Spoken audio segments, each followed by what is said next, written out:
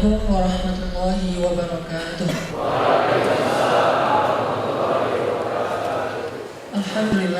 Alhamdulillahilladzi hadana li hada.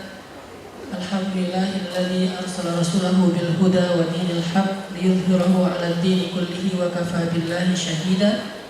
Asyhadu an la ilaha illallah wahdahu la syarikalah, lahul mulku wa lahul hamdu wa huwa 'ala kulli syai'in qadir. Wa asyhadu anna Muhammadan 'abduhu wa rasuluhu la nabiyya ba'dah. Radina billahi rabba wa bi Muhammadin nabiyya wa bil Islam dina.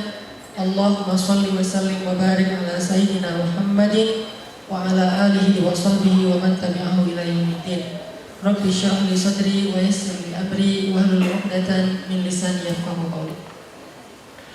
Teman-teman yang dirahmati Allah Subhanahu wa taala, seperti yang sebutin di postingan Instagram Pemuda Hijrah tentang tema kita pada malam ini, tentang masalah nggak rela. Ini judul diambil dari pemahaman atau tafsir terhadap surat Asy-Syarah atau surat Al-Insyirah. Karena memang seperti yang saya sampaikan pada pekan yang lalu dan beberapa pekan sebelumnya, kalau acara tongkrongan ilmu kita di Rabu malam akan coba kita bedah ayat-ayat atau surat-surat yang populer di masyarakat, dan itu kita coba jadikan semacam standar ataupun quote ataupun petunjuk dalam hidup kita. Nah, kalau sebelumnya kita membahas tentang surat Ad-Duha, surat yang bercerita tentang galau, sedih, ngerasa sendiri, terus motivasi untuk tetap berserah kepada Allah, bahwa Allah gak pernah ninggalin kita, dan seterusnya dan seterusnya. Pada malam ini kita akan membahas tentang kelanjutan dari surat Ad-Duha, yaitu surat Al-Insyirah atau juga dikenal dengan surat Asy-Syarah. Judulnya memang agak sedikit bebas, yang jelas nanti temanya akan berkaitan dengan surat tersebut, tentang gimana caranya biar sesuatu yang bikin kita tadinya gak rela jadi rela. Gimana caranya kita rela seseorang yang dekatnya dengan kita tapi nikahnya sama orang lain.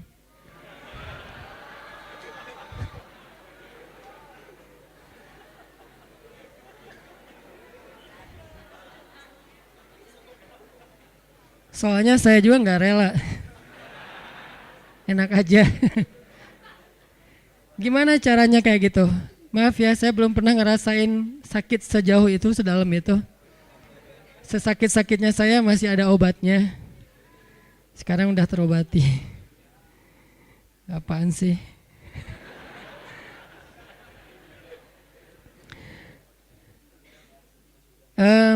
Gimana caranya kita bisa rela kalau pas kita berdoa minta sesuatu, Allah malah ngasih kita ujian. Kita lagi getol-getolnya meminta kepada Allah tentang sesuatu yang kita lagi kepengenin banget. Tiba-tiba Allah malah ngasih yang sebaliknya. Gimana caranya biar kita rela kalau kita ditolak dengan bahasa yang lembut? Kalau kita ditolak dengan alasan-alasan yang kadang-kadang gak masuk akal. Kalau kita ditolak alasannya misalnya kayak kita kayaknya gak cocok, soalnya hitung-hitungannya gak dapat misalnya. Atau karena mitos-mitos tertentu, atau orang tuanya kayak gak sreg gitu sama kita, padahal kita udah berjuang untuk caper-caperan habis-habisan, modalnya juga udah keluar banyak, tapi ditolak. Gimana caranya kita rela atau lega? Gimana biar kita lega? Ini ada nih. Kalau kita ke masjid pakai sendal eger, pulangnya nyeker. Siapa nih?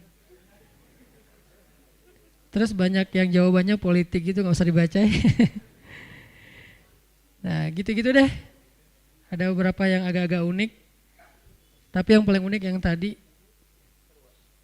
kita udah kegeeran banget dia dekat sama kita tapi jadiannya sama orang lain, dan orang lain itu bukan siapa-siapa, teman.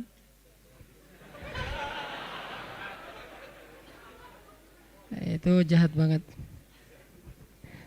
Gimana caranya kita bisa rela? Pernah nggak teman-teman mencoba untuk melakukan sesuatu yang kita tuh udah siap-siap bakal gagal? Kayaknya bisa dipastiin nggak akan berhasil. Contoh, kita kayak mau ngedatangin seorang calon mertua yang anaknya itu idola kampus banget, atau idola sekolah, atau teman masa kecil kayak Spider-Man atau apalah. Terus kita kayak yakin banget bahwa kita tuh bukan standar orang tuanya dan pasti kemungkinan besar akan ditolak. Cuman kan gak ada salahnya juga untuk mencoba ya. Nah, ternyata ditolak beneran. Nah, gimana rasanya tuh? Apakah kita bisa benar-benar lega dan nggak dendam sama dia? Apakah kita benar-benar bisa ngerasa lega dan akhirnya bisa maafin orang tersebut kalau dia misalnya ngezolimin kita, ngejailin kita, ngecurangin kita, nikung kita? Yang terakhir agak berat sih, yang misalnya dia kayak memfitnah kita, ngomongin kita, mengkomen dengan hate di akun kita, meng-kick kita di grup atau blok kita di nomornya. Bisa nggak kita lega, kita rela, terutama kepada Allah Subhanahu Wa Taala? Karena ada orang yang mungkin sering nggak rela dengan perlakuan manusia, tapi dia masih berusaha untuk rela dengan ketentuan Allah. Yang parah tuh sampai ke Allah juga nggak rela. Dia nggak rela ketika Allah memberikan dia satu ketentuan. Bahkan nikmat pun kadang nggak rela. Dikasih nikmat sekian dia berharapnya lebih. Dikasih nikmat begini dia berharapnya begitu. Dikasih fisik yang ini dia berharapnya kayak gitu. Dan seterusnya. Kadang-kadang masalah rambut aja dia nggak rela. Belum lagi nanti masalah kulit.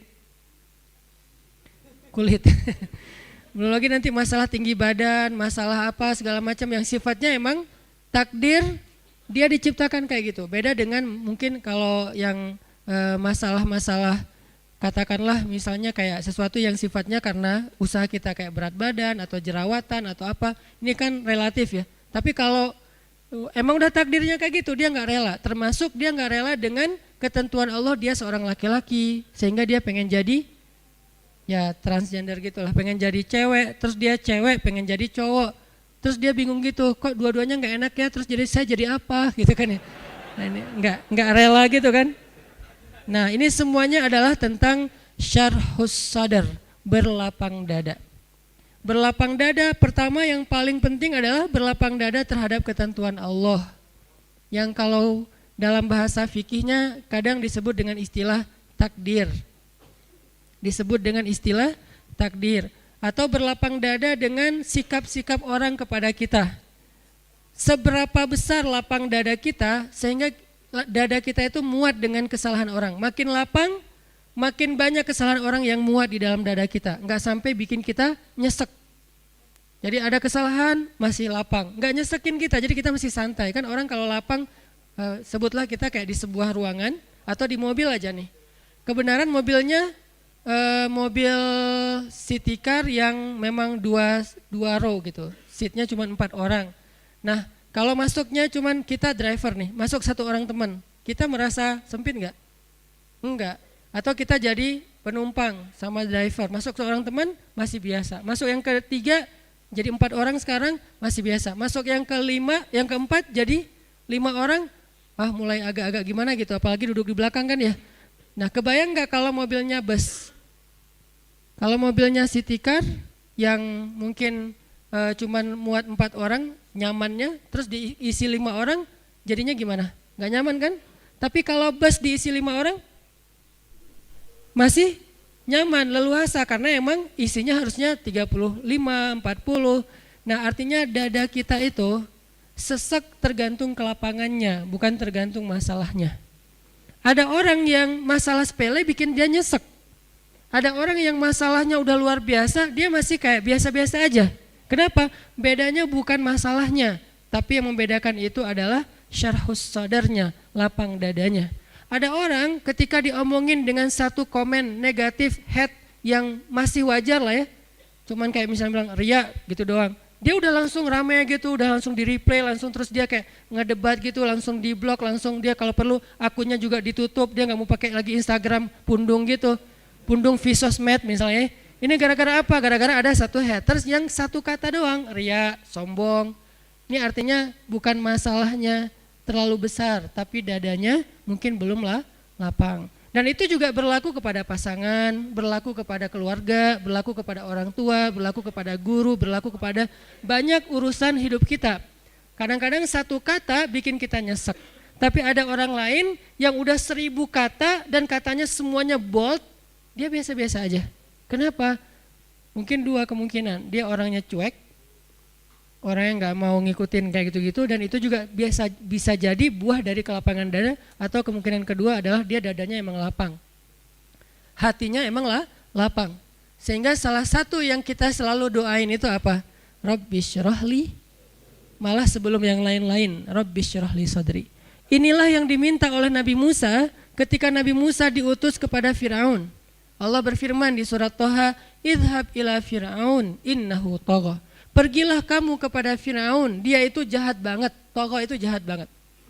Togo itu zalim banget. Togo itu durhaka. Togo itu sangat sombong. Togo itu udah luar biasa kejahatannya. Bukan lagi orang yang kejahatannya masih wajar. Udah di atas wajar, namanya togo. Innahu togo. Firaun itu luar biasa jahatnya. Apa kata-kata Musa? Musa nggak bilang ya Allah beri saya senjata. Karena kalau Musa minta senjata, Allah bakalan kasih senjata yang bisa ngalahin Firaun. Musa nggak bilang ya Allah kasih saya misalnya harta supaya saya bisa ngebeli semua kekayaan Firaun, kekuasaan Firaun saya bayarin aja lebih daripada Korun. Malah yang diminta oleh Musa dalam misi yang sangat berat itu apa? Qala rabbi syrahli sadri. Itu pertama yang diminta sama Musa. Musa berdoa setelah Allah memberi dia perintah, kata Musa, Rabbi syrahli sadri. Ya Allah lapangkan dada saya. Baru yang kedua, wa yassirli amri. Ya Allah mudahkan urusan saya. Jadi kalau dadanya udah lapang, maka urusannya jadi mudah. Kalau dadanya udah lapang, maka hidupnya jadi mudah. Kalau dadanya udah lapang, maka hubungan dengan pasangannya jadi mudah. Kalau dadanya udah lapang, maka hubungannya dengan partner atau teman kerja, tim bisnis kita jadi mudah. Kalau dadanya udah lapang, maka teamwork kita dalam suatu usaha sosial, gerakan dakwah atau apapun jadi mudah. Wa yassirli amri. Baru setelah itu, wahlul 'uqdatan min lisani yafqahu qauli. Selesai? Belum. Yang kita nggak bacain yang keempatnya, waj'alli waziram min ahli Haruna akhi. Dan beri saya juga seorang pendamping yang dia pintar ngomong, dan dia itu lebih ngerti realitasnya, lebih tahu apa yang terjadi di sana, saudara saya Harun, supaya kami bisa sama-sama berdakwah kepada di sisimu ya Allah. Jadi yang pertama banget diminta oleh Musa, menghadapi Firaun aja lapang dada. Kenapa? Karena kalau Allah kasih kelapangan dada untuk Musa, kejahatan Firaun itu nggak bikin Musa nyesek. Kebayang ya, orang yang lapang dada diperlakukan oleh Firaun aja masih belum nyesek. Gimana kalau suaminya bukan Firaun? Kan banyak ibu-ibu atau istri-istri bertanya, Ustadz gimana menghadapi suami yang pemarah, suami yang galak, suami yang nggak setia, suami yang suami. Sekian banyak kesalahan suaminya. Lebih besar mana dengan kesalahan Firaun? Pastinya lebih besar Firaun, dan kita nggak membandingkan suami dengan Firaun ya. Artinya emang ya jauh lah insya Allah. Ini bukan dalam masa dalam niat membandingkan. Tapi kalau kesalahan Firaun aja dengan kelapangan dada Musa tidak pundung, Musa tetap bisa bersabar, Musa tetap bisa menuntaskan misi dakwahnya, berarti lapang dada itu penting banget dalam hidup kita teman-teman. Sampai dengan kelapangan dada bisa menghadapi orang sekelas Firaun, berarti kan lapang dada itu penting banget ya. Yang kalau di bawah Firaun pasti akan lebih lega lagi nih. Di Firaunin aja lega, di Firaunin. Jadi diperlakukan oleh Firaun aja masih lega. Itulah yang diminta oleh Musa. Ini menandakan bahwa lapang dada itu salah satu doa yang paling penting untuk kita baca teman-teman. Bukan cuman pas mau ngomong di depan kita baca Rabbi syrah li sadri. Kapan aja Rabbi syrah li sadri, Rabbi lapangkan dada saya. Lapangkan dada saya. Kalau mau pulang ke rumah buat yang udah punya pasangan, istri lagi ngambek di pintu, Rabbi syrah li sadri. Pengalaman pribadi. Insyaallah nanti kita lanjutkan setelah salat Isya. Bismillahirrahmanirrahim. Teman-teman yang dirahmati Allah Subhanahu wa taala, tadi kita menyampaikan tentang pentingnya syarhus sadar atau lapang dada supaya kita bisa nyaman ketika menghadapi situasi ataupun perilaku yang tidak sesuai dengan harapan kita. Syarhus sadar ini berlaku hubungan kita dengan Allah. Syarhus sadar ini dipakai ketika hubungan kita dengan orang tua, hubungan kita dengan pasangan, hubungan kita dengan anak, hubungan kita dengan saudara, dengan teman, dengan tetangga, dengan siapapun. Karena kalau kita nggak punya syarhus sadar, nggak punya kelapangan dada, kita susah untuk lega menghadapi orang lain. Lega untuk ngadapin ketentuan Allah dalam hidup kita. Kita bakalan lebih banyak berkeluh kesah, nyesek, bete, terus rasanya kayak nggak bebas gitu, kayak ada sesuatu yang nyesek banget di dada kita tuh. Nah ini pasti bikin kita sendiri yang nggak nyaman. Sedangkan Allah Subhanahu wa taala udah ngajarin kepada kita satu doa yang dipetik dari bacaan doanya Musa alaihissalam. Ketika mau menghadapi Firaun aja, Musa meminta supaya dilapangkan dada, saking pentingnya modal ini. Jadi sebelum minta mujizat, di antara mujizatnya tongkat jadi ular, mujizatnya nanti bisa ngebelah laut, mujizatnya macam-macam. Sebelum Nabi Musa minta mujizat, karena sifat dari mukjizat itu adalah mengalahkan makar-makar musuh. Itulah sifat dari mukjizat. Jadi ketika Allah kasih mukjizat kepada nabinya, itu bertujuan untuk mengalahkan makar-makar yang dibuat oleh musuh. Misalnya kalau makarnya adalah syair, maka mukjizatnya adalah Al-Quran. Sehingga ketika musuh mengatakan bahwa Muhammad itu penyair, terus Allah menantang, kalau memang kalian anggap ucapan Muhammad itu adalah syair, coba aja kalian datangkan satu surat yang sama dan sama-sama berkualitas.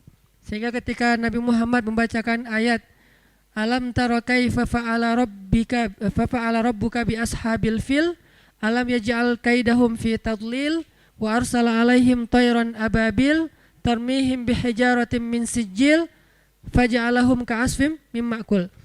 Abu Jahal membacakan syair yang lain, Al-Fil wal Khurtumit Tawil.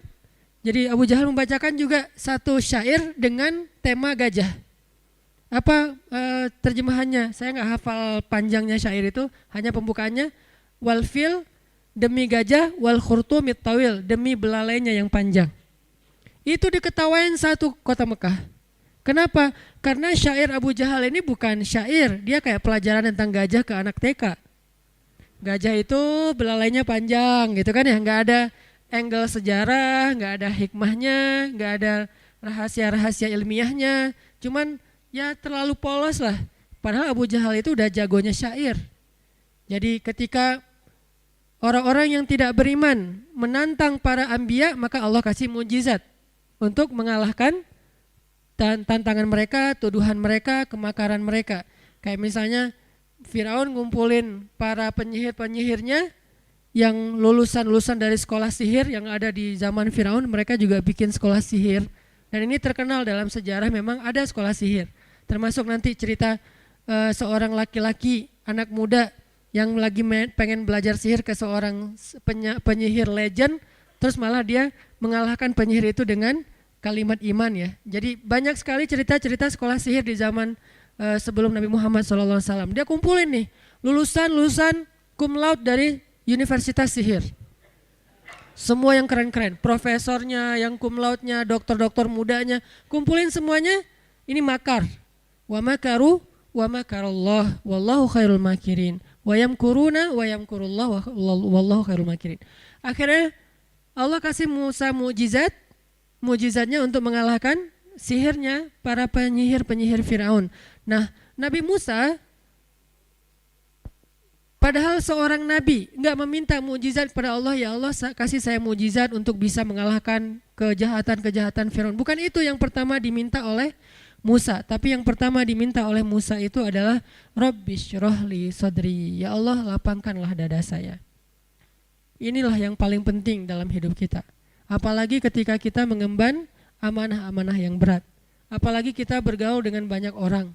Karena orang yang tidak bergaul, walaupun dia soleh, masih kurang istimewa di sisi Allah dibandingkan orang yang soleh dan bergaul. Kan Nabi SAW bersabda, Al-mu'min alladhi yukhalitun nas wa yasbir ala adahum a'zamu ajran. Di riwayat yang lain, khairun minal mu'min alladhi la yukhalitun nas wa la yasbir ala adahum. Mukmin yang bergaul, ini salah satu dalil saya tentang gaul ya. Jadi gaul itu bukan gaul, bukan. Gaul itu yukhalit, bergaul dengan manusia.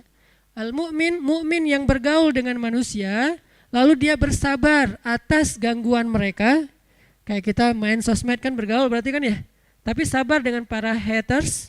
Nah, ini lebih banyak pahalanya atau lebih utama, lebih baik daripada mukmin yang tidak bergaul dengan manusia dan tidak bersabar atas gangguan mereka. Walaupun dua-duanya mukmin.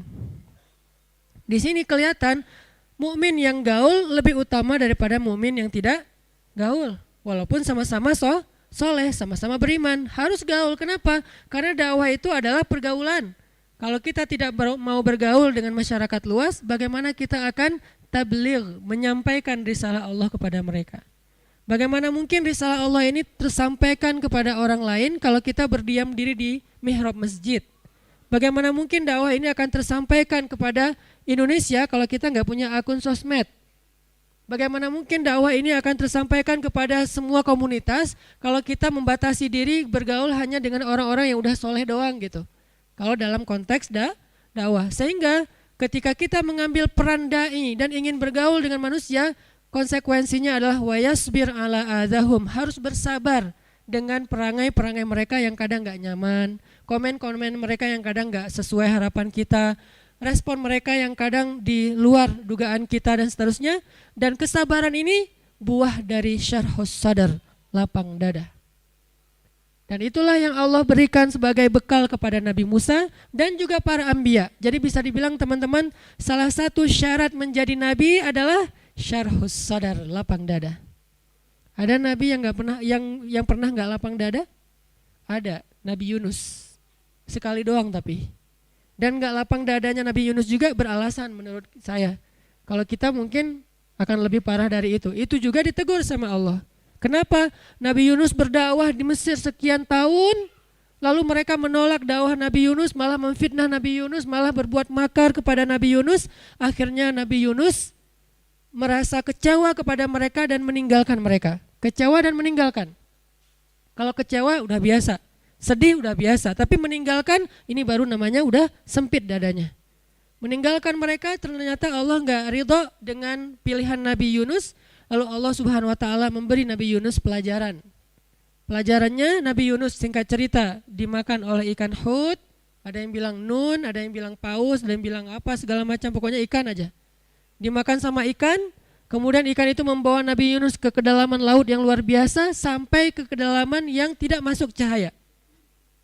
Ke kedalaman yang tidak masuk cahaya karena ada paus tertentu yang dia berenang di kedalaman yang manusia nggak akan sampai ke sana, yang nggak akan tembus cahaya matahari, sehingga disebut oleh ulama dengan istilah fi zulumatin salas, di dalam 3 kegelapan, gelapnya malam, gelapnya lautan, dan gelapnya perut ikan. Disitulah Nabi Yunus bertaubat, disitulah Nabi Yunus minta ampun, bertasbih kepada Allah. Baru kemudian Allah selamatkan Yunus ke pantai, lalu Allah beri lagi umat untuk didakwahi oleh beliau, dan beliau mulai berlapang dada akan gangguan mereka. Akhirnya Allah lipat gandakan kesuksesan Nabi Yunus dan mendapatkan umat yang sangat banyak. Ini artinya modal utama para anbiya adalah syarhus sadar. Dengan berbagai macam skenario yang Allah bikin. Nabi Yunus dilapangkan dadanya dengan pelajaran dimakan ikan. Baru setelah itu beliau jadi faham tentang arti lapang dada. Nabi Musa dilapangkan dadanya dengan adegan doa Rabbi syrahli sadri wa yassir li amri dan seterusnya. Nabi Muhammad dilapangkan dadanya menurut surat Asy-Syarh atau Al-Insyirah dengan 2 adegan. Satu adegan pembedahan dada beliau ketika beliau berusia 10 tahun. Satu lagi adegan, ada yang bilang 10 tahun, ada yang bilang beberapa kurang dari itu. Satu lagi adegan di bedah dadanya Nabi Muhammad ketika mau melakukan perjalanan Isra dan Mi'raj. 2 kali dibedah dadanya dan dilapangkan, dibuang bukan penyakit ya, kotoran-kotoran yang sifatnya fitrah manusia di dalam dada Rasulullah SAW sehingga menjadi orang yang lapang dada. Nah, hasil dari kelapangan dadanya Nabi Muhammad adalah leganya beliau menghadapi orang kayak Abu Jahal, kayak Abu Lahab. Tahu sendiri kan Abu Lahab gimana ngerecokin Nabi? Yang saya cerita sebelum subuh udah mencelok di depan pintu rumah Nabi gitu, berdua pula tuh istiqomah dengan istrinya, kompakan banget gitu. Jadi kayak mesra dalam kebatilan gitu. Jadi itu 2 orang tuh mesra banget dalam kemungkaran, kebatilan. Sebelum subuh udah ngebangunin istrinya, mah, ada apa-apa? Kan kita punya tugas. Oh iya, ya kita pacaran. Ngapain pacarannya? Ngerecokin Nabi Muhammad. Pacaran ngerecokin Nabi Muhammad, duduk aja berdua depan pintu rumah Nabi. Begitu Nabi keluar, nah ini orangnya nih, ngikutin kemana Nabi pergi, kan gak enak banget ya. Paling gak enak. Nabi juga pernah sedikit ngerasa kayak terganggu oleh kedatangan seorang sahabat yang pengen belajar ilmu tapi kayak maksa gitu. Abdullah bin Umi Maktum kan, Nabi lagi ngedawahin kepala kaum dan berharap kalau kepala suku, kepala komunitas, kepala geng ini masuk Islam, nanti satu komunitasnya akan memeluk Islam. Datang Abdullah bin Umi Maktum, narik-narik baju Nabi. Rasul, narik-narik gitu. Namanya juga mungkin orang kampung, terus dia juga tunanetra gitu. Nah, Rasul. Kata Nabi, ada apa Abdullah? Ajarin saya dong ayat ini maksudnya apa? Oh sebentar ya, kata Nabi. Nabi pindah, cari lagi. Wah ini nih. Rasul lagi ngomong sama orang-orang. Dan orang itu pada ketawa, mentertawakan Rasul dan Abdullah. Rasul, ajarin dong. Sebentar ya Abdullah, nanti ya habis ini. Terus Nabi pindah lagi, ditarik lagi. Akhirnya Nabi abasa watawalla, bermasam muka dan berpaling. Artinya bermasam muka dan berpaling, merasa terganggu. Apa kata Allah? Kalla, jangan gitu Muhammad. Arti kalla, jangan gitu. Walaupun kalau kita baca di Quran terjemah agak membingungkan sih terjemahannya.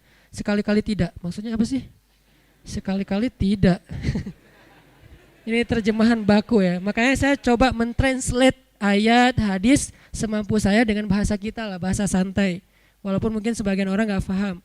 Itu yang diajarkan kepada kita dulu ketika masih di Mesir. Mentranslate, bukan mengubah teks, bukan mengubah ayat dan hadis, mengubah tarjamah. Jadi ada namanya tarjamah lugawiyah, ada tarjamah taklidiyah. Terjemah lugawiyah itu terjemah bahasa, linguis. Terjemah taklidiyah itu menerjemahkan sesuai dengan kondisi masyarakatnya. Sehingga saya menerjemahkan dengan tarjamatus syabab, terjemah anak muda. Jadi bukan terjemah depak tapi terjemah syabab. Nah ini kayaknya suatu saat nanti udah harus ada sebuah semacam kamus terjemahan Al-Quran versi anak muda. Karena kan ada versi Indonesia, ada versi Korea. Boleh gak sih menerjemahkan Al-Quran ke bahasa Korea?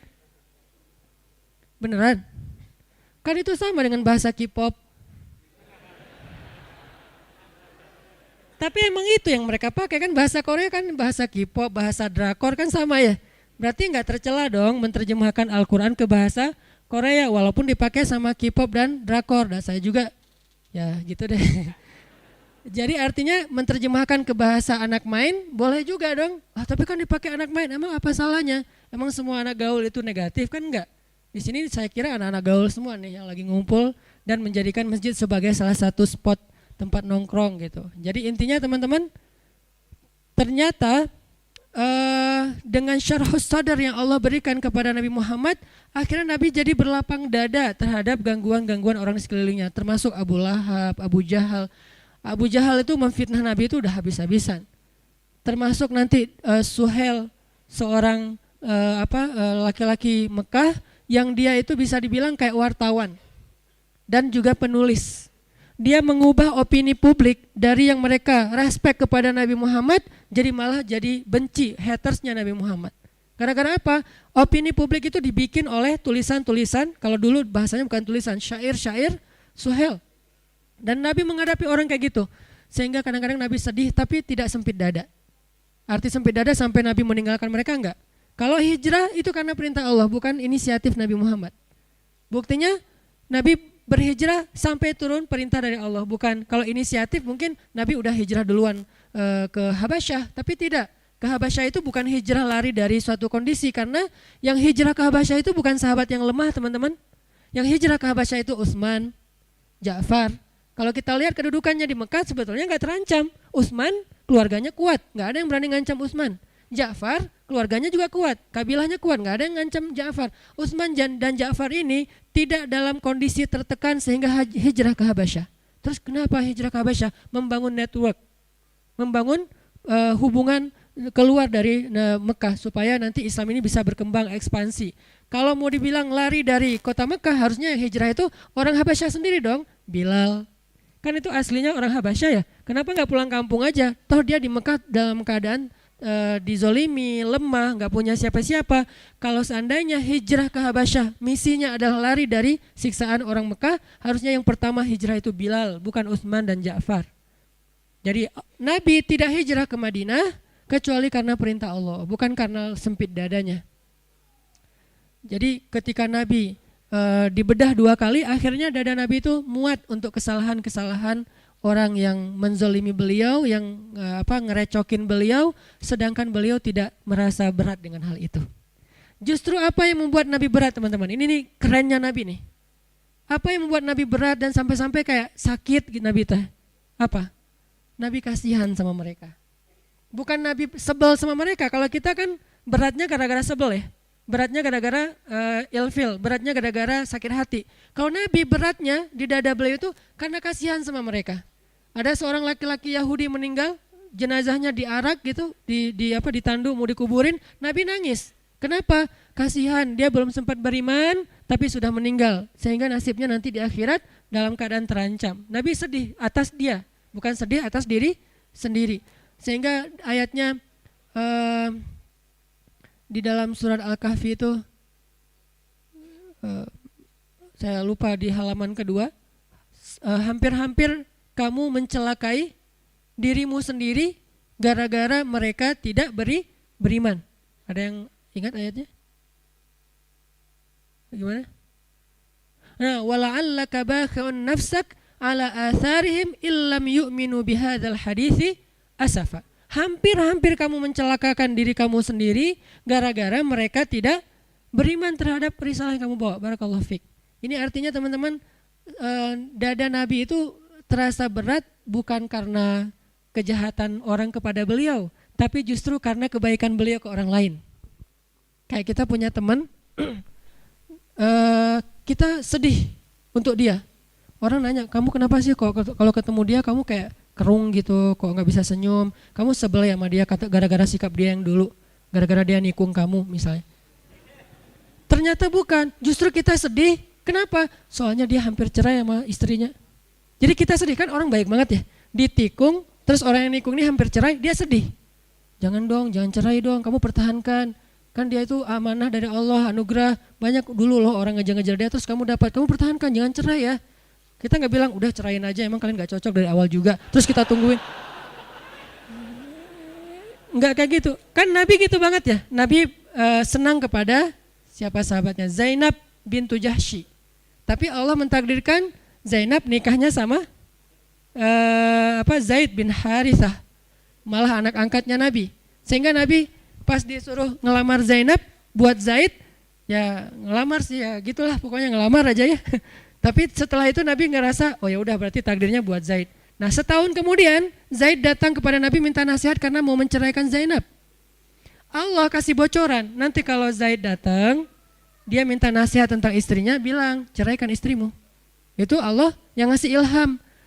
Pas Zaid datang Nabi bilang apa? Amsik zaujatak, tahan istri kamu, jangan diceraikan. Coba kurang baik apa Nabi coba? Allah udah ngerestuin, suruh cerai aja gak apa-apa, nanti habis itu kamu nikahin Zainab. Kan Nabi sama Zainab udah serak dari awal juga, karena Zainab ini perempuan yang soleha, baik. Sehingga Nabi siapa sih yang gak tertarik dengan seorang perempuan yang hebat gitu. Sekedar respect, sekedar takjub gitu. Ya Nabi punya perasaan respect kepada Zainab. Tapi Nabi tidak mengikuti perasaannya kalau tidak karena perintah Allah. Nah tiba-tiba nikah sama Zaid, anak angkat Nabi. Ya udah jadian sama Zaid, nggak diingat-ingat lagi. Setahun kemudian Zaid datang, Rasul kayaknya saya gak cocok sama Zainab. Gimana kalau saya menceraikan, boleh gak ya Rasul? Kata Allah sebelum Zaid datang, nanti kalau dia tanya gitu bilang ceraiin aja ya. Kata Nabi, jangan, tahan istrimu, coba gimana? Saking baiknya Rasulullah SAW, itu lapang dadanya Nabi ya. Tapi qadarullah, namanya Allah tentukan mereka emang bertahannya cuma setahun, pulang-pulang walaupun Nabi bilang tahan istrimu, Zaid menceraikan juga Zainab. Setelah menceraikan Zainab, masa idahnya beres, Allah bilang datanglah kepada Zainab, lamar dia untukmu. Nabi berat. Kenapa? Gak enak sama Zaid. Coba.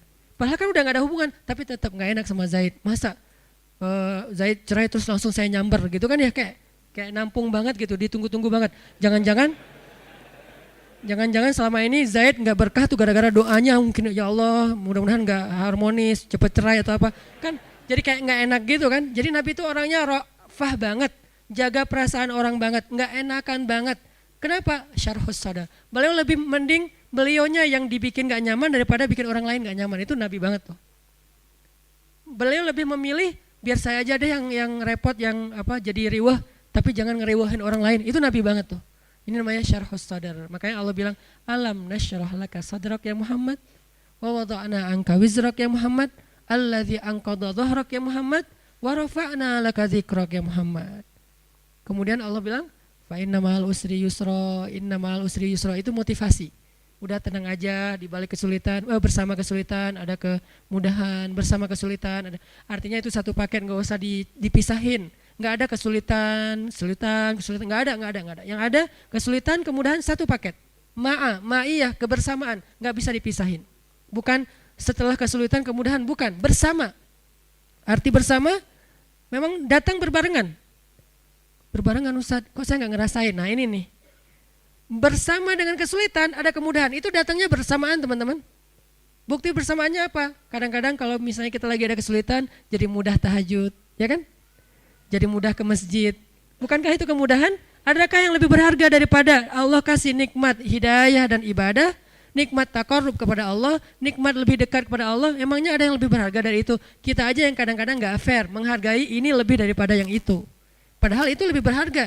Allah ambil kita nikmat misalnya tadi habis diputusin, kan itu berat ya, langsung sempit dadanya, tiba-tiba lapang dengan ya Allah dia gitu banget sama saya, apa yang kurang dari saya tuh udah habis-habisan loh ya Allah, tuh dia modal tuh udah habis semuanya, motor udah dijual, kos-kosan nunggak karena uang kos saya pakai buat jajan bareng dengan dia, modal banget loh ya Allah. Kan kita jadi kayak romantis gitu ke Allah. Kita kehilangan romantis dengan seseorang, tapi muncul romantis dengan Allah. Bukankah fa inna ma'al usri yusra? Dan itu yang paling sering. Belum lagi nanti setelah itu, setelah romantis sama Allah, Allah kasih hadiah-hadiah, Allah kasih kejutan-kejutan dan seterusnya. Jadi Allah kayak ngemotivasi Nabi Muhammad SAW. Artinya lapang dadanya Nabi itu bikin beliau bisa bertahan. Sesekali sedih ada, kayak Nabi pulang habis dilemparin kotoran, Nabi pulang habis dilemparin dan berdarah-darah, terus Nabi pulang ketemu Khadijah, ini nih luar biasanya ya, cari siapa? Khadijah. Siang hari mencari Khadijah, malam hari mencari Allah. Siang hari cari siapa? Gak ada Ustadz. Ya udah. Kalau belum ada Khadijah ya udah, malam hari aja andelin. Siang hari cari temen, main kayak apa, kayak pengalihan gitu ya, pelampiasan. Free dive, terus gak muncul-muncul, gak apa-apa. Yang jelas cari sesuatu yang bisa bikin kita syarhus sadar, lapang dada gitu. Kemana lagi ya, main kemana lagi ya, ya gak apa-apa lah. Tapi kalau Nabi karena alhamdulillah beliau udah punya Khadijah yang solehanya super duper luar biasa, akhirnya pulangnya mencari Khadijah. Zammiluni, selimutin aku. Itu kan bahasa manjanya Nabi ke Khadijah ya. Sehingga Khadijah menyelimuti Rasulullah, bukan terus ditinggal ke dapur, enggak. Diselimutin dan didekap oleh Khadijah, dibikin nyaman oleh Khadijah. Dalam pelukan Khadijah lah turun ayat ya ayyuhal muzammil. Dalam pelukan Khadijah lah turun ayat ya ayyuhal muddatsir. Di dalam pelukan seorang perempuan yang soleha yang luar biasa, satu di antara 4 perempuan yang sempurna di muka bumi. Nah, baru Allah suruh bangun ya ayyuhal muzammil kumil laila illa qalila. Kumil lail, bangunlah di malam hari. Curhat, ada apa hambaku? Jadi pertama curhatnya kepada istrinya, karena kenapa? Baru pulang langsung Khadijah zamiluni, dipeluk oleh Khadijah, diselimutin oleh Khadijah. Terus Nabi cerita apa yang terjadi di luar. Kemudian Khadijah memotivasi Nabi, menenangkan Nabi.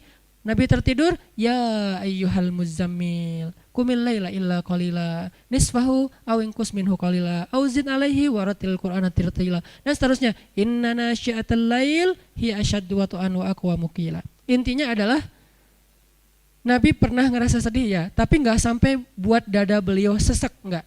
Langsung Allah tenangkan. Gimana? Ternyata salah satu syarat syarhus sadar menikah. Salah satu cara mendapatkan syarhus sadar adalah menikah. Jadi kalau kita pengen lapang dada dari semua masalah di luar, nikahlah. Ustadz, justru dada saya sempit gara-gara nikah nih Ustadz. Wah, susah nyari jawabannya nih kalau kayak gini. Kalau sempit gara-gara nikah gimana Ustadz? Ya udah, cara yang kedua, qumil laila illa qalila. Bangun malam-malam, mau setengah malam, mau kurang dari itu sedikit, mau lebih dari itu sedikit. Ini keleluasaan dari Allah, kelonggaran, terserah deh. Dan Ustadz, saya kalau bangun malam gak tahu baca apa. Waratil Quran. Terus kata Allah, faqra'u ma tayassar. Baca aja yang paling mudah-mudah yang kamu bisa. Yang mudah itu lagi Ustadz. Gak apa-apa, Allah gak pernah bosan kok dengan ayatnya. Kita doang yang bosan. Kita emang orangnya membosankan sih. Mungkin suara kita yang membosankan, bacaan kita yang membosankan, bukan ayatnya ya. Kadang-kadang ayat yang sama dibaca oleh orang lain jadi gak bosan kan ya. Misalnya Al-Fatihah atau Qul huwallahu ahad, Allahus samad. Bosan kan? Datang yang lain, Qul huwallahu ahad, kok enakan ya? Nah, berarti bukan ayatnya nih, vokalnya nih yang ngebosanin nih. Termasuk surat-surat yang lain, Al-Fatihah, Al-Kafirun atau apalah. Jadi insya Allah enggak lah. Walaupun agak-agak trauma juga kan diimamin dengan bacaan Al-Kafirun karena enggak beres-beres, muter. Ini kenapa Al-Kafirun rasa satu juz ya? Suratnya Al-Kafirun rasanya Al-Baqarah. Panjang banget gak beres-beres. Artinya teman-teman, cara kedua ternyata buat ini agak-agak acak ya. Nanti disusun sendiri di rumah, hasil obrolan malam ini yang gak jelas. Cara yang kedua biar dapat syarhus sadar, qumil laila illa qalila. Bangun malam, curhat sama Allah, bilang ke Allah, masalah kita apa? Bilang dengan bahasa lugas gak apa-apa, dengan bahasa kita romantis-romantisan, ke Allah itu gak usah resmi-resmi amat. Ya Allah, sesungguhnya apa ya Allah? Saya nggak bisa ngomong gitu, pakai lah gitu ngomong ke Allah. Udah, ya Allah sebisanya saya aja lah ya. Kan santai lah ya, nggak usah terlalu berat gitu. Kecuali kita penyair lah ya. Duhai Allah, kan kadang-kadang motivator, seorang yang muhasabah kan doanya kayak syair banget ya. Ustadz, Allah pengen bisa doa kayak Arifin Ilham. Tapi pas dibikin-bikin, dijiga-jiga, nggak bisa juga ya Allah. Ya udah deh. Pengen kayak Agim gitu, kalau doa itu kayaknya romantis banget sama Allah, tapi nggak bisa. Ya udah deh, secapruknya saya aja ya Allah ya gitu. Nggak apa-apa, yang penting kita bukan maksud nggak sopan, emang bisanya gitu. Kita cuma bisa, ya Allah, ya gitu deh pokoknya. Nggak tahu mau ngomong apa, saya ini lagi nggak enak gitu ya Allah. Soalnya dia bisa-bisanya ya mengabaikan semua kebaikan saya. Curhat gitu ke Allah. Nabi Zakaria kan curhat. Gimana doa Nabi Zakaria? Rabbi wahanal azmu minni washta'ala ar-ra'su syaiba walam akum bidu'aika rabbi syaqiya wa inni khiftul mawali min wara'i wa kanat imra'ati akiran. Syair juga sih ya. Nabi soalnya pinter. Akiran fahabli min ladunka waliya yarithuni wa yarithu min ali Yaqub waj'alhu rabbi radiyya. Kok indah banget ya doanya. Makanya saya senang surat Maryam tuh gara-gara doanya Nabi Zakaria. Allah langsung bilang, ya Zakaria, kata Allah, wahai Zakaria. Dan itu gak usah diteriakin, ya Zakaria. Allah gak gitu ngomongnya. Ini tergantung nada khatib ya. Kadang-kadang ada khatib saking semangatnya semuanya nadanya tinggi. Ya Zakaria ini apa misalnya, ya Zakaria. Gimana sih ayatnya jadi lupa. Biasanya ingat ya gitu deh. Surat yang paling sering dibaca malah lupa. Nah, artinya Allah tuh mereplay, langsung ngerespon, langsung typing doa-doa Nabi Zakaria. Jadi kalau kita pengen syarhus sadar, minta ke Allah. Terutama di sepertiga malam terakhir. Cara yang lain, pas lagi ada masa, saat itu juga doa, Rabbi syrah li sadri. Gak apa-apa segitu doang. Ustadz doanya kok dipotong karena butuhnya itu. Mau diutuhin gak masalah. Cuman kalau misalnya kita pengen diulang-ulang, Rabbi syrah li sadri. Istri ngomel terus, Rabbi syrah li sadri. Rabbi syrah li sadri. Kamu ngapain sih komat-kamit? Rabbi syrah li sadri mah. Oh, kok doanya buat diri sendiri aja, mama enggak? Oh mama mau dong cie. Rabbi syrah sadraha. Ya Allah lapangkan dada dia. Kamu nuduh aku sempit dada? Loh salah aku apa mah? Ya kamu emang salah dari dulu juga dari awal. Oh iya mah. Terus maunya mama apa? Ya gitu deh. Rahasia, biasanya ada maunya tapi gak usah dijelasin di sini, disensor. Bahaya, kasihan. Jadi teman-teman kayak tadi ada teman kita lagi ngomel, orang lagi debat di sosmed, pasangan kita lagi mungkin nggak nyaman segala macam perlakuan orang ke kita. Rabbi syrah li sadri, Rabbi syrah li sadri. Minta sama Allah kayak Nabi Musa meminta kepada Allah. Sehingga ketika Nabi Musa ketemu Fir'aun, Nabi Musa bicaranya enak gitu. Terus kata Allah, idhaba ila Fir'aun faqula lahu qawlan layyinan. Pergilah kepada Firaun, ucapkanlah kepada Firaun itu ucapan yang baik, yang lembut, layyinan. Gimana coba mau ngomong ke orang yang paling dibenci dengan bahasa yang layyin, yang lembut. Itu susah loh. Emang Musa benci sama Firaun? Benci banget. Kenapa benci? Karena Firaun itu membunuh ribuan anak bayi Bani Israel bertahun-tahun, lebih dari 10 tahun. Anak bayi itu baru lahir, langsung diambil, dipenggal kepalanya, dipatahin lehernya, dibenamkan di dalam padang pasir, ditaruh ke sungai Nil, dimakan sama kuda Nil. Dikasih makan untuk hewan-hewan peliharaan Firaun kayak singa, harimau, hidup-hidup loh. Dan itu di depan orang tuanya, dibakar hidup-hidup segala macam. Jahatnya Firaun itu luar biasa sehingga Musa yang merasa kaumnya selama ini dizolimin terus-terusan oleh Firaun, termasuk dia dan keluarganya, itu sangat marah kepada Firaun. Tapi kata Allah, qula lahu qawlan layyinan. Kalau kamu ketemu dia, ucapin yang lembut-lembut ya. Sehingga akhirnya Musa datang kepada Firaun, dakwahnya lembut. Sampai ketika Firaun mulai agak-agak sok debat gini, gimana menurut kamu tentang penduduk yang negeri-negeri yang sebelumnya? Musa nggak tahu karena belum pernah baca sejarah tentang penduduk negeri-negeri yang sebelumnya. Kata Musa, itu urusan Allah, saya nggak tahu kecuali apa Allah yang firmankan ke saya. Wah kamu Musa nggak bisa ini, nggak bisa itu. Firaun sombong, Musa tetap sabar, nggak langsung marah karena Musa itu aslinya sangat tegas, sangat orangnya kan nggak bisa. Beda gaya nih, Musa dan Harun tuh dua orang yang berbeda gaya sama seperti Yahya dan Isa. Musa itu mirip Isa, Harun itu mirip Yahya. Harun itu kalau ngadapin orang lagi marah-marah didiemin dulu, terus dikasih tahu. Musa lagi marah-marah dimarahin balik. Itu Musa. Makanya Musa ketika pulang 40 hari lagi mendapatkan wahyu, ngelihat kaumnya sudah syirik, apa yang dilakukan Musa? Dia pegang jenggot kakaknya Harun, dibanting sama Musa. Tarik gini. Kenapa kamu biarkan mereka syirik? Kan saya sudah serahin mereka jadi tanggung jawab kamu. Apa kata Harun? Saudaraku, jangan engkau tarik janggutku, coba. Kan ayatnya gitu kan? Menunjukkan Musa itu orangnya tegas dan gak ada basa-basi Musa. Kalau Harun, dia menjelaskan dulu, memahamkan dulu. Beda gaya nih dan saling membantu dalam dakwah. Sehingga kadang-kadang ada ustadz yang tipenya ya strike gitu. Ada ustadz yang ya udah diolok dulu, ya udah nggak apa-apa. Ada yang kayak gitu kan ya? Ayah dan ibu juga kayak gitu, anaknya dimarahin oleh ayahnya, ibunya bilang ya udah besok diperbaiki ya gitu kan, selalu ada penyeimbang kan. Musa dan Harun tuh gitu banget teman-teman. Akhirnya Musa mengumpulkan kaumnya semuanya, dimarahin satu-satu dan disuruh untuk bertaubat dengan cara yang sangat-sangat berat. Ketika mereka syirik, Harun mengatakan, wahai kaumku, bukankah Musa baru saja meninggalkan kalian beberapa hari yang lalu? Artinya dakwahnya belum hilang dari ingatan kalian. Kenapa kalian sudah kufur? Bukankah Allah baru saja menyelamatkan kalian dari tenggelamnya di Laut Merah? Kenapa kalian sekarang sudah kufur kepada Allah? Difahamkan, diingatkan oleh Harun. Kalau Musa, sini kalian semuanya, udah bunuh diri. Gitu, ngeri banget kan ya. Ini beda gaya nih Musa dan Harun. Tapi setelah Allah lapangkan dadanya, Musa gak gitu ke Firaun. Firaun marah-marah, Musa diamin dulu. Apa Musa takut? Enggak, bukan tipe Musa yang penakut. Orang dia dorong, enggak ada orang, cuman toel doang mati kan ya. Lo Firaun masih ingat enggak 15 tahun yang lalu? Apaan? Gua toel orang mati, lo mau digituin? Kan bisa aja.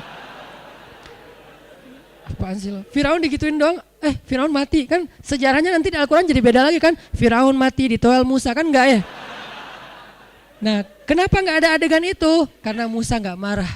Musa berlapang dada. Ini pentingnya lapang dada sampai bisa ngadapin Firaun.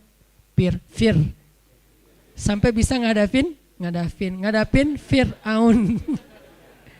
Nah, Nabi Muhammad juga kayak gitu. Gara-gara udah Allah lapangkan dada, alam nasyrah laka sadrak, akhirnya ujian-ujian yang dihadapi Nabi Muhammad, beliau hadapi dengan lapang dada. Salah satu yang terberat, suatu saat Bilal pernah nanya kepada Rasulullah SAW. Bilal apa Abu Hurairah? Abu Hurairah kalau nggak salah. Di tafsir Al-Insyirah, kata Abu Hurairah, ya Rasulullah, pernah nggak engkau melalui, Aisyah nanya, ya Rasulullah, pernah nggak engkau melalui satu hari yang paling berat dalam hidupmu? Kapan? Aisyah nanya, kapan sih hari yang paling berat buat Nabi dalam hidupnya? Kata Nabi, hari ketika saya datang ke Taif, lalu orang-orang di Taif itu melempari saya, mengusir saya, mencela saya, dan saya dikejar-kejar keluar masuk kebun kurma seharian. Itulah hari yang paling berat buat saya. Lalu ketika saya sudah selamat dari pengejaran mereka, saya berhenti di sebuah daerah namanya kebun Nakhlah. Di daerah Nakhlah itu tiba-tiba datanglah Jibril dan memperkenalkan saya dengan seorang malaikat. Jadi Jibril memperkenalkan Nabi dengan sesosok malaikat. Malaikat apa itu? Malaikat penjaga gunung. Kata Jibril, ya Rasulullah, ini malaikat penjaga gunung. Silakan kalau ada request ke beliau. Kata malaikat penjaga gunung, perkenalkan saya Rasulullah, saya malaikat penjaga gunung. Allah sudah memerintahkan saya ikuti semua permintaan Muhammad. Ya Rasulullah, kami sudah melihat bagaimana mereka memperlakukan engkau. Jika engkau mau, saya akan ambil 2 gunung ini, saya benturkan di kepala mereka. Kebayang gak? Bukan 2 batu, 2 gunung di kepala mereka digituin. Malaikat marah. Emang malaikat bisa marah? Bisa marah, bisa cinta, bisa marah, bisa kasihan. Malaikat, tapi tidaklah mereka marah kecuali karena Allah. Jadi mereka nggak bermaksiat. Kalau engkau mau ya Rasul, saya ambil 2 gunung batu itu, saya benturkan sampai jadi hancur lebur di kepala mereka. Kata Rasulullah, jangan. Saya berharap kalau mereka tidak menerima nikmat hidayah ini, nanti dari tulang sulbi mereka akan muncul anak-anak yang akan menerima dan memperjuangkan hidayah ini. Kata Nabi Muhammad kepada Aisyah. Lalu kata Aisyah apa? Saya tidak pernah melihat ada orang yang lebih lapang dada daripada Rasulullah SAW. Jadi orang kalau udah dilapangin dadanya, itu tuh hasilnya. Apakah cukup segitu? Masih banyak adegan lain yang Nabi itu lapang dada banget. Dan terutama dalam kondisi keluarga beliau yang mungkin cukup rumit. Karena emang Allah amanahkan untuk beliau sekian banyak perempuan yang harus beliau nafkahi, yang harus beliau bahagiakan. Itu amanah dari Allah, bukan mau-maunya beliau. Allah yang amanahkan 1, 2, 3, 4 dan seterusnya. Untuk apa? Supaya mereka diperlakukan oleh Rasulullah dengan perlakuan yang baik. Kok mereka yang dipilih Ustadz? Karena mereka lah perempuan paling istimewa di muka bumi. Jadi saking sayangnya Allah kepada Aisyah, Hafsah, Ummu Salamah, Zainab, Maria, Sofia dan yang lain-lainnya. Saking sayangnya Allah kepada mereka karena kesolehan mereka, akhirnya Allah hadiahkan untuk mereka seorang Nabi, Rasulullah SAW. Tapi tetap aja namanya perasaan kan ya, rumit kan, gak bisa dijelasin dengan teori-teori logis. Akhirnya Nabi harus berdamai, harus lapang dada dengan kecemburuan mereka, percekcokan di antara mereka, ngambeknya mereka, bapernya mereka, dan seterusnya. Nabi lapang dada. Dan kalau kita baca cerita lapang dadanya Nabi kepada istrinya, berat, luar biasa tuh ya.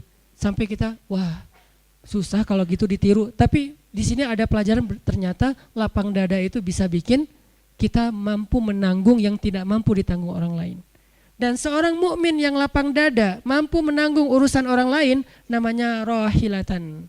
An-nasu kaibilimi'ah. Manusia itu kata Nabi seperti 100 ekor onta. La takadu tajidu fiha rohilatan. Hampir-hampir kamu nggak ngelihat satupun di antara 100 ekor onta itu rohilah. Apa itu rohilah? Onta yang sanggup memikul beban dan mampu berjalan jauh, itu namanya rohilah. Siapa rohilah kata Nabi? Mukmin. Yang tidak mukmin dia ibil, dia seperti onta biasa saja yang makan, minum, hidup hanya untuk dirinya saja. Sedangkan mukmin dia tidak hidup untuk dirinya, dia hidup rohilatan, menanggung beban.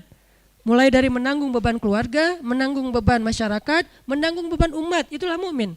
Makin banyak yang ditanggung menunjukkan makin lapang dada dia. Karena kalau dia nggak lapang dada, nggak akan sanggup nanggung beban, keluh, kesah, masalah orang lain. Itulah nabi, itulah para anbiya, itulah orang-orang soleh. Sehingga minta sama Allah, Rabbi syrah li sadri, Rabbi syrah li sadri, Rabbi syrah li sadri. Ya Allah lapangin dada saya. Bukan minta beban, bukan. Supaya kalau Allah nitipin beban ke kita, kita sanggup memikulnya. Kenapa? Karena beban dada kita lapang. Wa wada'na anka alam nashrah laka sadrak wa wada'na anka wizrak alladzi anqadha dhahrak. Jadi beban-beban Nabi itu seolah-olah diturunkan oleh Allah. Maksudnya apa? Bukan Nabi diambil bebannya, bukan. Jadi Nabi memikul banyak beban dakwah tapi kayak nggak bawa apa-apa. Itu maksud dari ayat itu. Gara-gara apa? Syarhus sadar. Jadi Nabi dakwah 23 tahun merintis sesuatu. Bisa dibilang Nabi itu foundernya Islam, bukan founder komunitas, founder Islam. Dan itu berat banget loh, ngerintis sebuah gerakan, sebuah syariat, tasyri' yang luar biasa. Kok bisa jadi kayak nggak bawa apa-apa? Bebannya kayak nggak ada di pundak beliau. Kenapa? Karena syarhus sadar. Alam nasyrah laka sadrak wa wada'na anka wizrak alladzi anqadha dhahrak. Kalau udah gitu, wa rafa'na laka dzikrak. Jadilah dia orang mulia. Kenapa mulia? Karena mau mengambil banyak sekali beban orang lain untuk dia pikul, tapi nggak berasa seperti memikul beban. Kok bisa gitu? Lapang banget dadanya. Ini maksud dari ayat tersebut, teman-teman. Pentingnya syarhus sadar, minta sama Allah. Tipsnya sederhana tadi, 1, nikah. Ustadz itu juga udah nyesek Ustadz. Oke, nggak masalah. Ya udah, yang kedua doa, yang ketiga qiyamul lail. Maka Allah akan lapangkan dada kita sedikit demi sedikit, terus dawamin, sehingga malam kita qiyam, siangnya kita lapang dada. Ketika kita dapat masalah, kita berdoa lagi sama Allah, Allah lapangkan lagi dada kita. Supaya apa? Supaya kita sanggup memikul beban orang lain dan kekeliruan, kesalahan orang lain. Supaya tidak membuat kita menjadi orang yang menutup diri. Membuat kita jadi orang yang nyesek. Membuat kita jadi orang yang gampang marah, gampang tersinggung, susah maafin orang lain. Itulah syarhus sadar. Lihat lagi nanti Nabi Yusuf, cerita syarhus sadar Nabi Yusuf.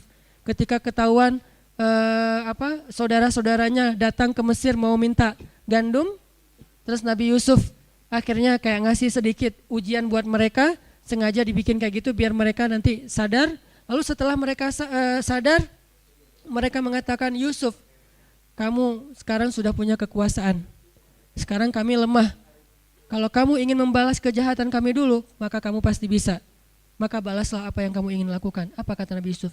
La tasriba alaikum. Sekarang tidak ada balasan untuk kalian.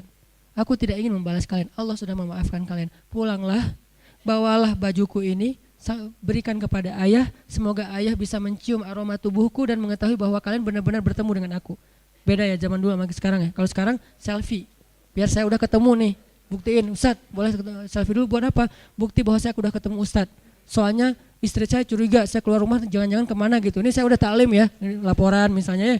Kalau sekarang kan selfie edisi Nabi Yusuf adalah baju Nabi Yusuf dibawa ke ayahnya. Dicium oleh ayahnya, langsung mata ayahnya bisa melihat lagi mukjizat, kemudian datang lagi ke Mesir untuk bertemu dengan Yusuf. Artinya Yusuf nggak dendam.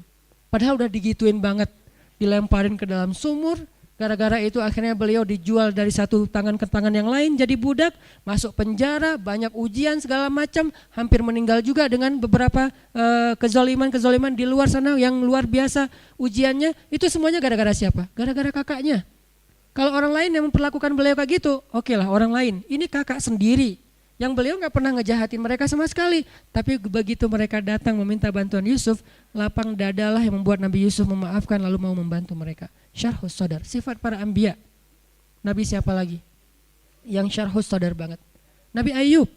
Nabi Ayub juga kayak gitu. Sampai saking sebelnya Nabi Ayub kepada istrinya, sampai berkata, kalau nanti saya sembuh, saya akan menghukum istri saya dengan satu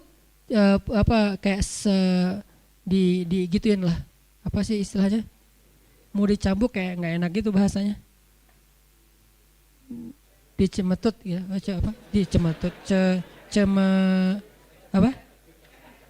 dicepret, dipecut, dipecut. Saya akan pecut dia satu pecutan, satu pecutan. Pas sudah sembuh apa? Nggak tega, Tapi kan harus menunaikan janji kan ya. Akhirnya apa? Cari rumput, gitu doang. Ini kenapa syarhus sadar, lapang dada. Kadang-kadang kita kayak sebel banget sama orang, lihat aja ntar ya. Kalau lo butuh gua nggak bakalan gua tolong. Setelah sekian lama dia datang, bisa gua lagi ada masalah nih. Nggak tega gitu. Kita dulu udah bilang ntar gua balas nih. Ternyata udah nggak tega mau balas. Ada apa? Aku bisa bantu apa? Kan jadi baik ya. Kenapa? Syarhus sadar. Kadang butuh proses, ada yang syarhus sadarnya sehari, ada yang seminggu, ada yang sebulan, ada yang setahun, ada yang seumur hidup. Nanti ketika udah mau meninggal baru syarhus sadar. Ya udah saya maafin semua kesalahan kalian. Akhirnya dia syarhus sadar juga. Tapi kan selama ini hidupnya jadi nggak enak ya. Karena orang yang sempit dada yang sengsara dia sendiri teman-teman. Kadang-kadang saking sempit dadanya ngelihat orang yang bahagia, dia yang kayak baru kena musibah gitu. Kamu kenapa? Lagi berkabung. Berkabung kenapa? Tuh orang beli mobil baru. Orang beli mobil baru dia yang berkabung. Orang yang nikah dia yang bete.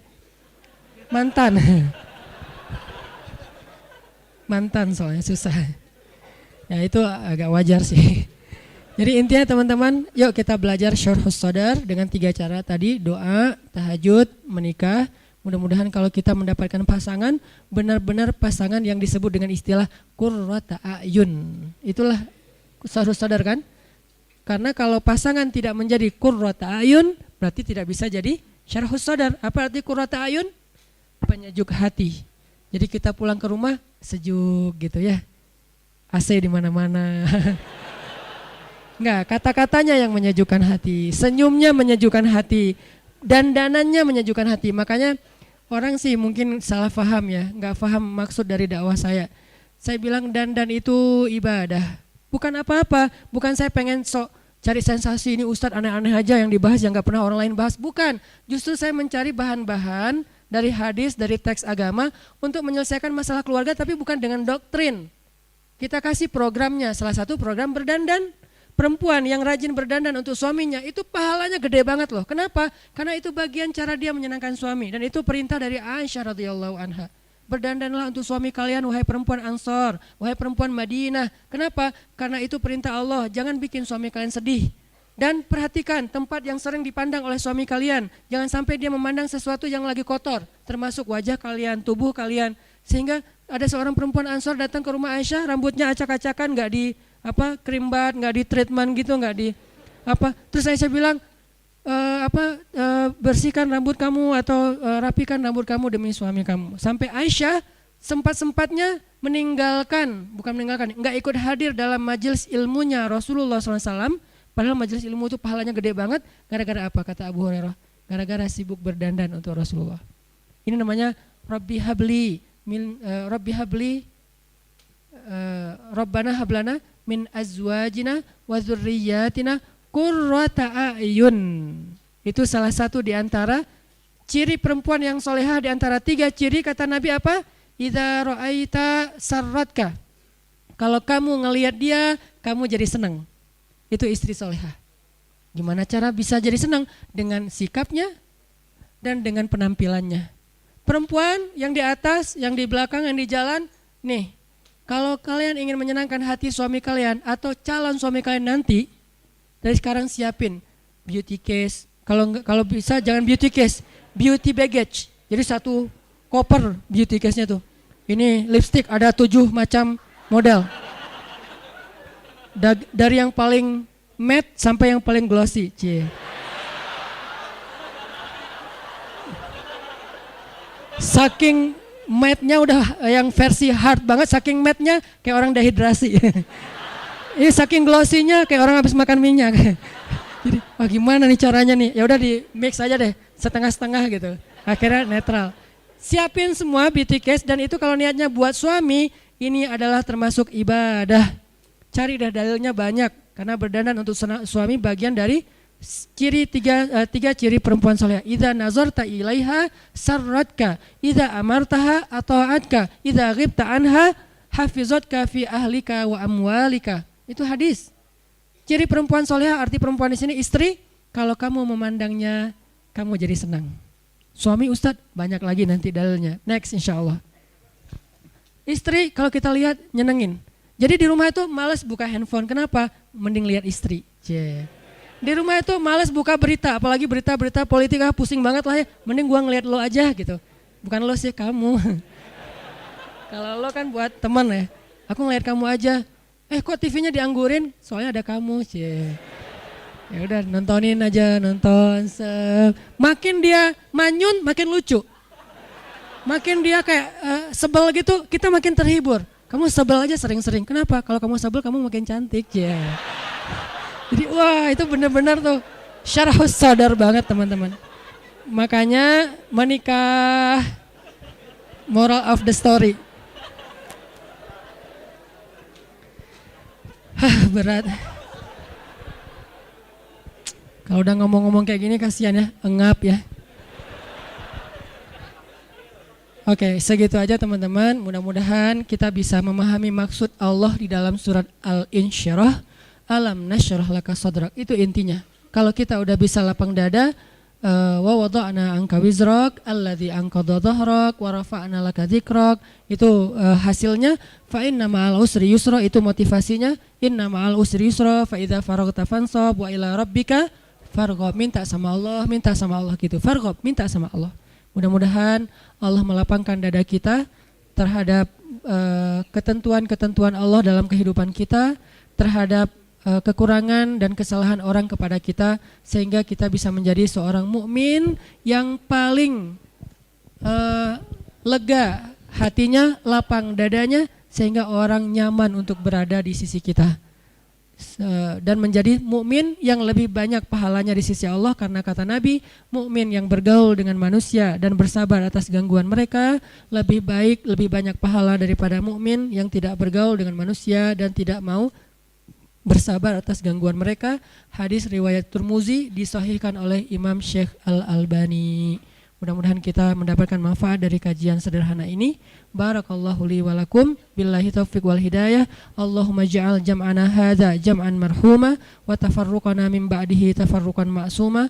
Allahumma arinal haqqa haqqa warzuqna ittiba'ah wa arinal batila warzuqna ijtinabah. Allahumma habib ilainal iman wa zayyinhu fi qulubina wa karrih ilainal kufra wal fusuqa wal isyan waj'alna minar rasyidin. Ya Allah, lapangkanlah dada kami ya Allah. Jadikanlah dada kami menjadi dada yang selalu sanggup menanggung beban-beban orang di sekeliling kami. Beban orang tua kami, kesalahan orang tua kami, kesalahan pasangan kami, kesalahan keluarga kami, kesalahan-kesalahan teman-teman kami. Dan sanggup untuk menerima ketentuan-ketentuan-Mu yang pastinya tidak mungkin buruk, kecuali di dalamnya ada kebaikan untuk kami ya Allah. Lapangkan dada kami sehingga kami menjadi orang yang selalu bahagia. Bahagia karena yakin kepadamu, bahagia karena berserah kepadamu, bahagia karena merasa dekat denganmu ya Allah. Rabbana atina fid dunya hasanah wa fil akhirati hasanah wa qina adzabannar. Subhanakallahumma wa bihamdika asyhadu an la ilaha illa anta astaghfiruka wa atubu ilaik. Makasih buat semua teman-teman yang udah istiqomah hadir di tongkrongan ilmu Rabu malam. Semoga kita istiqomah terus. Assalamualaikum warahmatullahi wabarakatuh.